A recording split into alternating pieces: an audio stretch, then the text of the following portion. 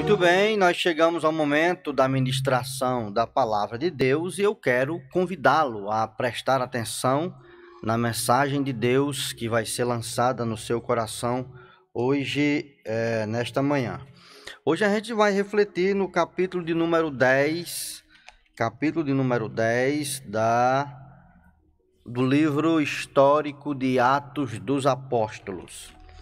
Atos dos Apóstolos, capítulo 10, a gente vai ler a partir do versículo de número 34 para nossa reflexão. Hoje, continuação da série Pessoas que se encontraram com Jesus. Diz assim, versículo 34, então falou Pedro dizendo, reconheço por verdade que Deus não faz acepção de pessoas. Pelo contrário, em qualquer nação, qualquer que o teme e faz o que é justo, lhe é aceitável. Esta é a palavra que Deus enviou aos filhos de Israel, anunciando-lhes o evangelho da paz por meio de Jesus Cristo. Este é o Senhor de todos. Vós conheceis a palavra que se divulgou por toda a Judeia, tendo começado desde a Galileia, depois do batismo que João pregou.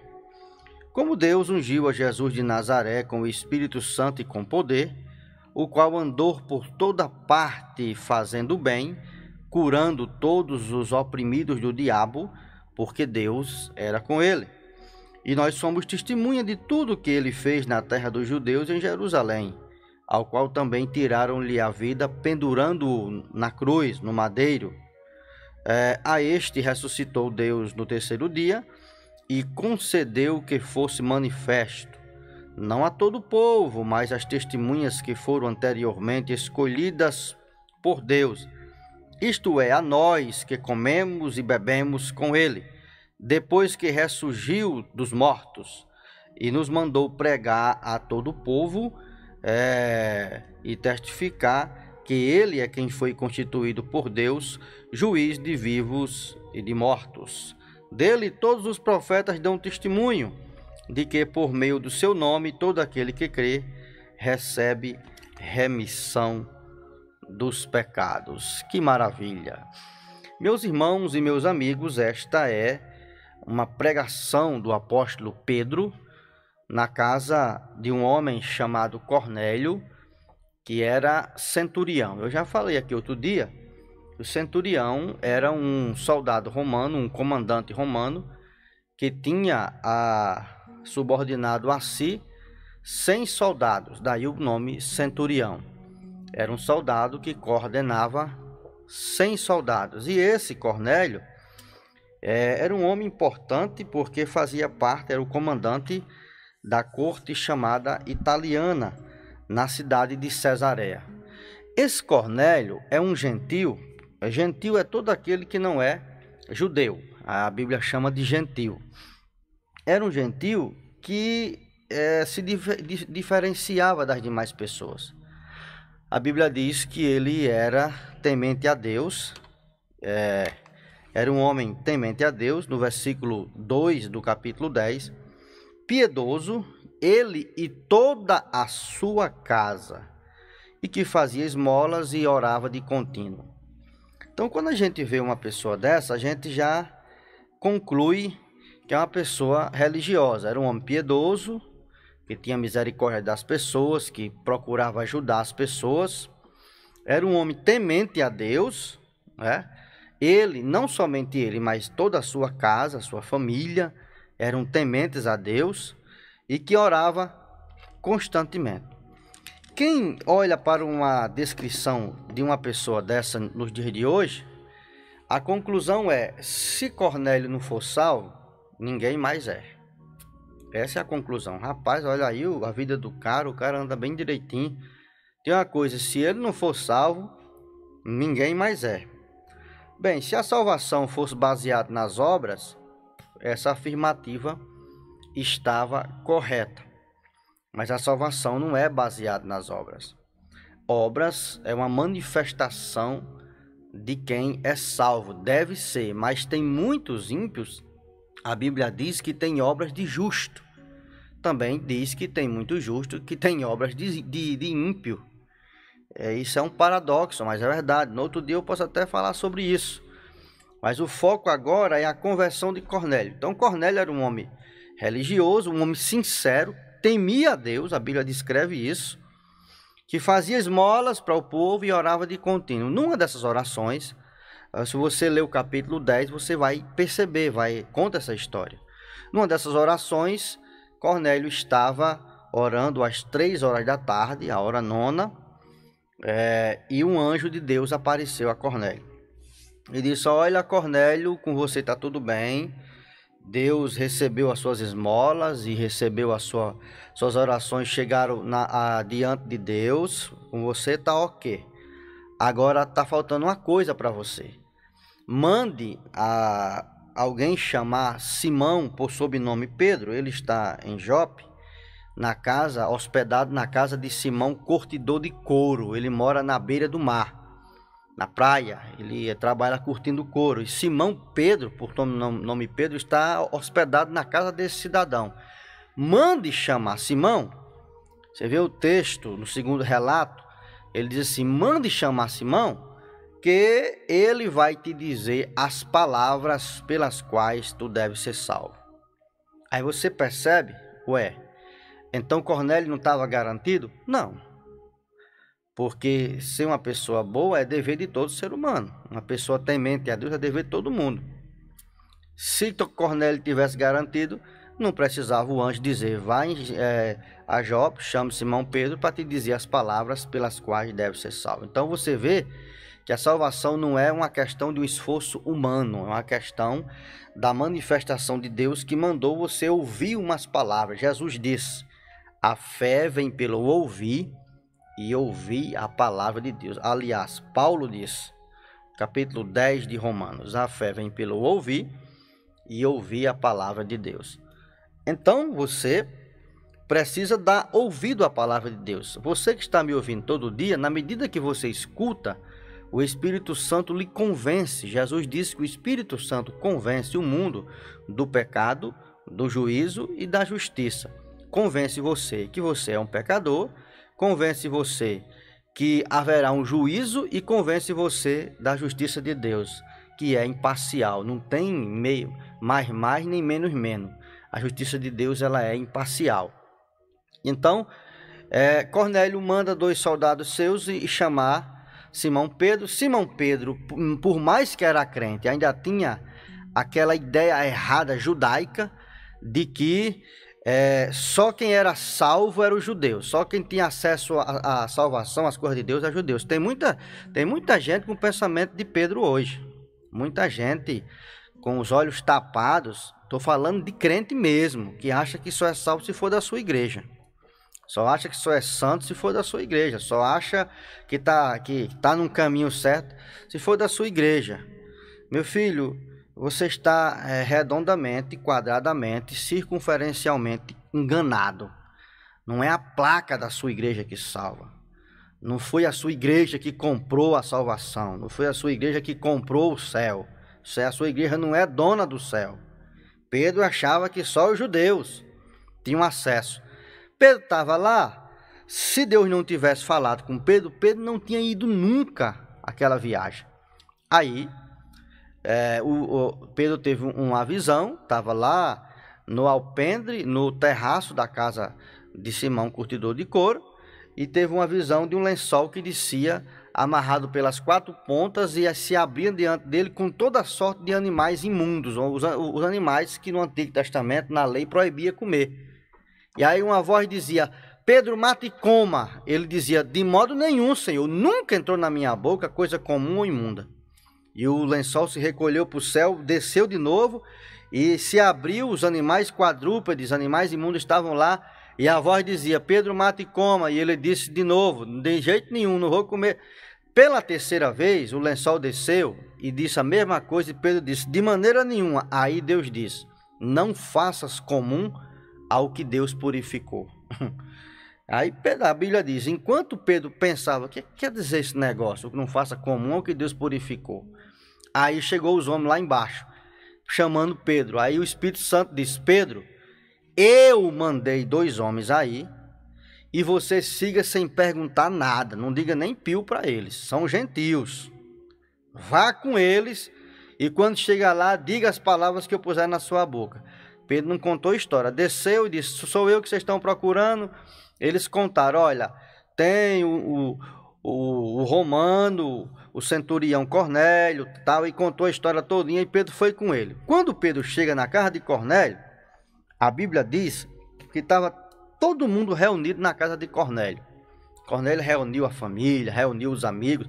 Ora, Cornélio estava orientado pelo anjo.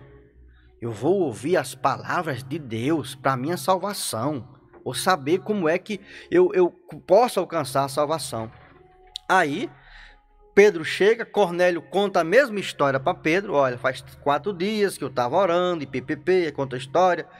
Aí Cornélio termina, eu acho interessante isso. Cornélio termina dizendo assim, agora estamos todos aqui, na presença de Deus. Olha a consciência de Cornélio, versículo 33.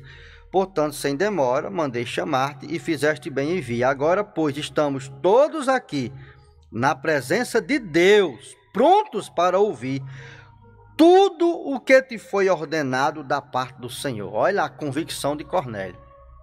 Quando Cornélio diz isso, aí Pedro fala isso.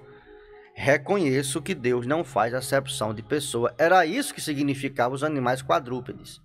Eram os gentios que que Pedro achava que não tinha acesso à salvação e que agora Deus estava dizendo para ele. Deus estava dizendo para ele, você está enganado, não é só judeu que é salvo. É salvo quem crê. Salvação não é uma detenção dos judeus. Aliás, os judeus rejeitaram a salvação. Então Pedro começa a ministrar essa palavra. E Pedro ministra a palavra, ele enfinca a mensagem do evangelho em cima de 4 colunas, né? O quadripé do evangelho. Que é uma convocação para que você preste atenção. Essa é a sequência do evangelho. Fora disso, não é evangelho. Aí Pedro disse para ele, reconheço que Deus não faz acepção de pessoa. Pelo contrário, qualquer pessoa, em qualquer lugar, que lhe faz a vontade, que teme a Deus, lhe é aceitável. Aí ele vai e diz, vocês, esta é a palavra que Deus enviou. A palavra de Deus é essa, para você. Que Deus... essa é a palavra que Deus enviou aos filhos de Israel, anunciando-lhes o evangelho de Jesus Cristo. Vós conheceis o que se divulgou na Judéia. Primeiro pilar do evangelho, a encarnação de Cristo, né? Como Deus ungiu a Jesus Cristo com poder e o Espírito Santo. Segundo pilar do evangelho, a vida ministerial de Cristo, o qual andou fazendo bem e libertando todos os oprimidos do diabo, fazendo bem e curando todos os oprimidos do diabo. E nós somos testemunha disso. Então Pedro está falando da encarnação de Cristo, que é uma doutrina muito bem difundida em todo o Novo Testamento. João começa sobre isso dizendo, no princípio era o verbo estava com Deus e o verbo era Deus. Ele estava no princípio com Deus, tudo foi feito por ele e sem ele nada do que foi feito se fez. Então no princípio era o Logos, era o verbo, era a palavra. E a palavra encarnou, Deus encarnou. Isso é muito bem difundido no Evangelho. Você vai ver isso, todos os livros do Novo Testamento, essa ênfase, a pregação apostólica no livro de Atos dos Apóstolos, todos os pilares está dizendo, Cristo encarnou, ele é o Deus encarnado, e o Deus encarnado teve ministério terreno, fez o bem a todos e libertando e curando os oprimidos de Satanás. Aí, terceiro pilar, a morte de Cristo. E as autoridades do povo crucificaram pendurando na cruz, pendurando no madeiro. a crucificação de Cristo, o momento em que o Cordeiro de Deus é oferecido em nosso lugar, oferecido sacrificialmente, como sacrifício em nosso lugar, para que o sangue de Jesus possa purificar todo e qualquer pecado. O que estava dizendo era que Cornélio, por mais religioso que fosse, ainda era pecador a si mesmo e precisava do sangue de Jesus para perdoar-lhe definitivamente todos os pecados. Quarto pilar da pregação apostólica, a ressurreição de Cristo. Os homens o mataram, pendurando no madeiro, mas Deus, a este Jesus, versículo 40, Deus o ressuscitou no terceiro dia e concedeu que fosse manifesto. Então não é uma coisa oculta. E o final da mensagem esse é o pilar, Pedro está dizendo, essa é a direção. Jesus, ele encarnou, ele teve ministério terreno, ele morreu e ele ressuscitou. Aí o versículo 42, e Deus nos mandou pregar ao povo e testificar, que aí é o final, que ele, Jesus, é quem foi constituído por Deus, juiz de vivos e de mortos. É o que Pedro está dizendo. Agora, esse Jesus, que foi morto um dia desse, você ouviu a história, Cornélio, e que ouviu a história também da sua ressurreição. Pois é, ele agora é juiz de vivos e de mortos. Um dia, todos os seres humanos vão estar diante dele para serem julgados sem parcialidade. E a única maneira de escapar do juízo do trono branco e ir para o tribunal de Cristo é se você tiver entregado a sua vida a Jesus. Aí ele fala, versículo 43, dele, de Jesus, todos os profetas, aí se refere às escrituras do Antigo Testamento, dão testemunho de que por meio do seu nome, todo aquele que crê recebe remissão de pecados. Rapaz, a história posterior, versículo 44, olha o que é que diz. Ainda Pedro falava a estas coisas quando caiu o Espírito Santo sobre todos os que ouviam a palavra e falaram em outras línguas. Rapaz, o Pentecoste caiu logo na vida dos gentios, viu? Dos que não era da igreja de Pedro, dos que não era do partido religioso judaico. Caiu o Espírito Santo na hora quando eles ouviram. Cornélio deixou que a palavra adentrasse nas suas entranhas, na sua alma, no seu espírito. E ele agora entende que além de temer a Deus, além de fazer esmola, além de fazer oração contínua, ainda lhe faltava ouvir a palavra da salvação, do evangelho, que convoca a criatura humana a se arrepender dos seus pecados, a entregar a sua vida a Jesus como Senhor e Salvador da sua vida, e tendo feito isso, receber a remissão dos pecados que há na fé no nome de Jesus de Nazaré. Louvado seja o seu nome. Então é o que você precisa fazer nesta manhã. Você que está me ouvindo, não se confie na sua religião não, velho, que você vai se rear. Se confie nos anos que você tem que ir para a igreja, se você precisa ir a Cristo. É Jesus quem salva. É Jesus quem liberta. Tudo isso que você está fazendo de bom, continue. Continue. Agora não se fie nisso para a salvação, porque é a fé no nome de Jesus, do Cristo, morto e ressurreto e glorificado, que você recebe remissão de pecados. Não é nas suas obras. Então que Deus te abençoe